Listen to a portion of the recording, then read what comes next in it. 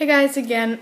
It's funny how once I just start filming, I suddenly get all these thoughts, and it's a really good thing because I get really reflective and I actually really start, not that I don't usually think, but you know, my mind just starts spinning in a good way because I have an outlet. I like my camera or my iPad can be my new friend, my new deep friend. So, I just wanted to talk about something that I was thinking about it, like, I think it was sometime I'd been out, because I've been out a lot when I've been here in Winnipeg at the university.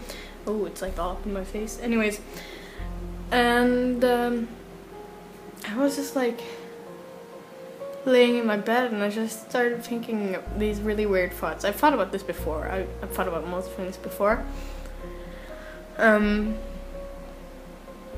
But I was just thinking, like, what proof do we have that anything here is real? Like, what proof do we have? What proof do we really have? Not that, I mean, how can you really prove anything, like, but we don't have anything to compare our kind of life to, or like existence itself to, like,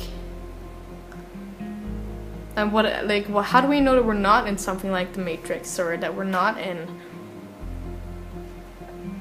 I don't know, something similar to the Matrix, if you've seen the Matrix. If not, I mean, basically, long story short, the Matrix is like, I think it's like Earth, many years from now, where like all the resources are used up, and basically these people have made this thing, if I remember correctly, where just all humans are like in tanks, and they're in like a virtual world, or like they've sort of made the world as it is today in their minds, but they're in these tubes, so the world is really just all like bad. But they believe that the world they live in is real. Like, how do we know that that isn't how it is here? We have no way of knowing.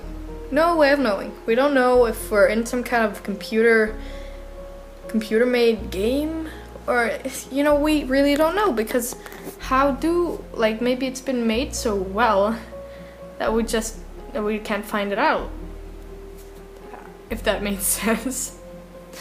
Like, like, if you were in my mind, maybe you'd understand it, but you're not. We don't even know what our minds are, but like, I love thinking about what if this isn't real. It's like, I mean, this is probably how people become insane and all, but like, like, if it isn't, it somehow takes away some of the seriousness of life. Like, it may as well just not be real. Like, life might not be real. And that makes you think, like, why do we take it so seriously? Why is life taken so seriously? I mean, yeah, you have to have a certain level of seriousness and a certain level of I don't give a fuck, but it has to be, like, balanced. That's, like, a big motto of mine, is to balance your life. Like, you can't go party every day.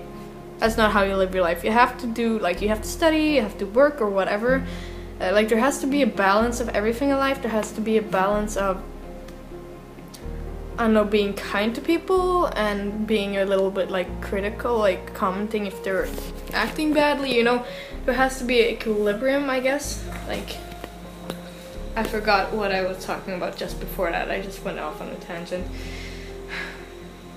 But my point is, like, thinking about existence and whether or not it's real is kind of, for some people that might be depressing, but for me somehow it just gives me just real fascination. It just makes existence seem really weird when you really think about it. Like, how weird isn't it? Like, if you came from somewhere, I don't know, somewhere that you hadn't, some kind of other creature. Maybe there are some other creatures around us, just that we don't recognize them, because we only recognize creatures or living organisms as something similar to us with similar functions. Like, bacteria, I think, are considered like living organisms because they have metabolism and blah blah blah and DNA. But what if some other kind of creature exists? We wouldn't be able to see it because we don't recognize other things as living things. It depends how you define living things. And that's sort of like, when I think about, like, if this is real, I sort of think about death, and somehow I don't know why, but I'm not scared of death. Like I had completely forgotten that I had this discussion with a taxi driver when we were out, because my friends reminded me. I was just talking about like, what if we die tonight or we crash? Like I was in a taxi and I just started talking to the taxi man, and I said, you know what, if I die tonight, I'm dying happy, lived a good life so far, so as long as I die happy, like, it's like sometimes I just want to get this urge to like write my will, but I never do it, but like, because I could die anytime, but like if I die, just anyone watching this, just know that I'll probably be happy when I die, because I'm just generally a happy person. Yeah, I do have a lot of sadness in me, but it's not very prominent. Like sometimes it hits me and I'm sad, yeah, but that's part of life. But yeah, I don't think life should be measured in how many years you live. I mean, yeah, it's really sad when someone dies young because they don't get to experience different aspects of life. But still, if you're happy with how you've lived your life so far and experiences you've had so far, even with the good, no, with the bad, like something good came out of that bad, just like, you know, the yin yang principle.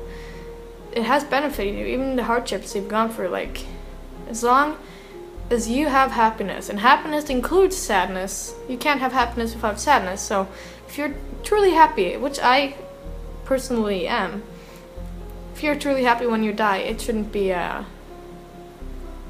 super sad. Like, I mean, yeah, I mean it is, but like, I don't know, people don't see it the way I see it. So if I were to die tomorrow, no, I don't want anyone to be super sad. I want you to like have a little funeral, be a bit sad, and then you can go party. Like, life's too like short to be sad. That went off on a tangent. See, that's kind of interesting how conversations kind of just develop, even though I'm talking to myself.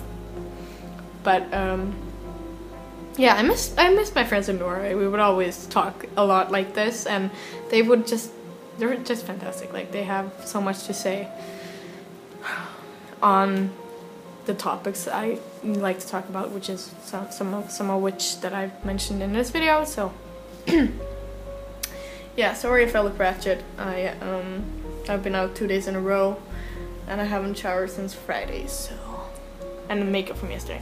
Not that it matters, but yeah, I feel like I just gotta make that statement. Like, I'm not that completely 100% fabulous me at the moment. I think I have a pimple there, but yeah, but I'm still fabulous, but I'm not as fabulous as I usually am, so okay.